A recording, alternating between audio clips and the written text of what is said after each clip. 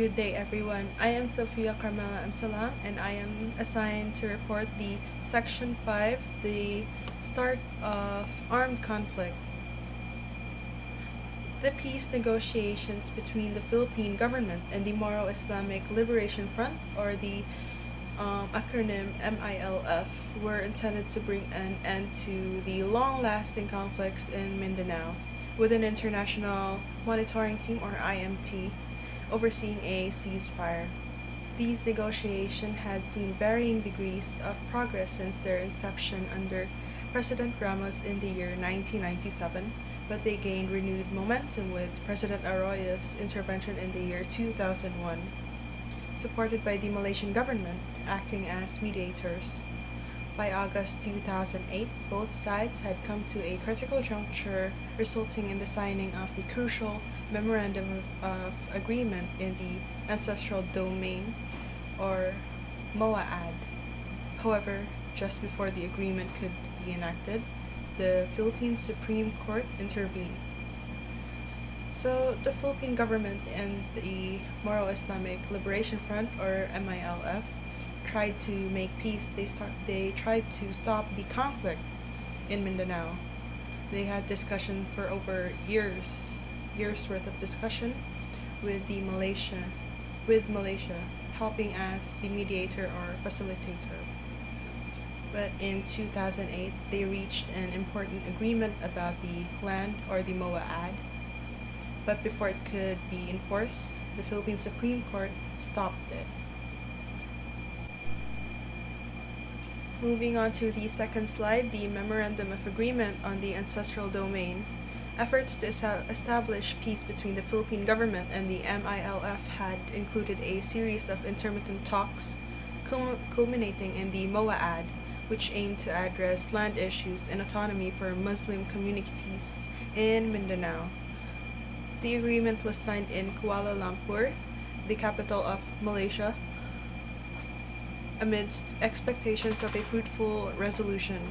However, concerns regarding its constitutionality arose when local officials like North Cotabato Governor Piñol and Zamboanga Mayor Lobregat filed a lawsuit against it, claiming that it violated provisions of the Philippine Constitution such as the right to information. So the Philippine government and the MILF worked on peace talks to solve land and autonomy issues for Muslim communities in Mindanao. They signed the MOAAD agreement in Malaysia, in Kuala Lumpur, hoping for a resolution.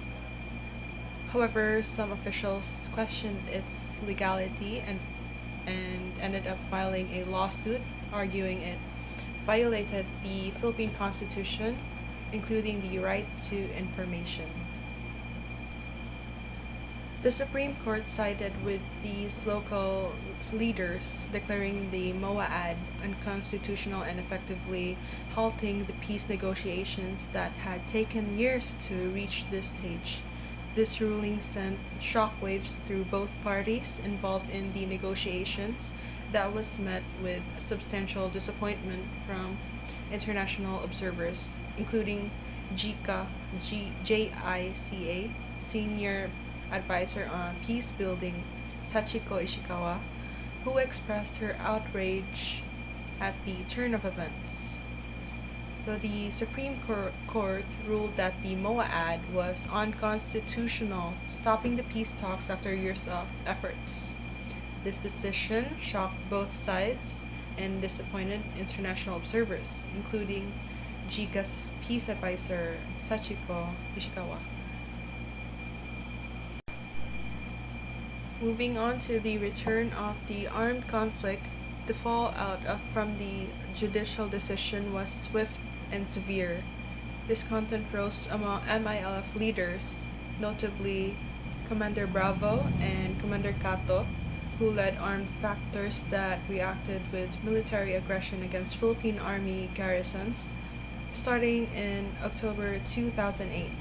Consequently, the ceasefire was broken, ushering in renewed violence and a complete regression to armed conflict in Mindanao, causing distrust within the IMT regarding the security of its personnel. As a result, Malaysian and Bruneian contingents began to withdraw from the IMT, whereas the Libyan presence remained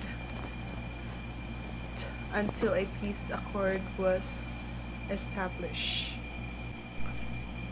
The fallout from the judicial decision was swift and severe.